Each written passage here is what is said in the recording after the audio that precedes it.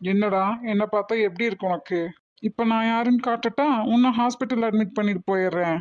சரி சரி, கோவப்படாத. Cool cool. ஏன்டா இன்னும் முறைச்சிட்டே நிக்க? விளாட்றக்கு இது நேரம் பாரு. அதுவும் என்ன சொல்லி விளாட்றதுன்னு விவஸ்தை இல்லாது. சரி சாரிடா.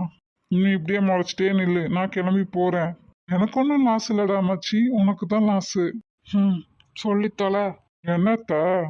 இங்க பாருடா, நீ யாரை பத்தி கேக்குறீன்னு எனக்கு நல்லா தெரியும். அந்த பொண்ணெல்லாம் நம்ம குடும்பத்துக்கு செட் ஆக மாட்டான்.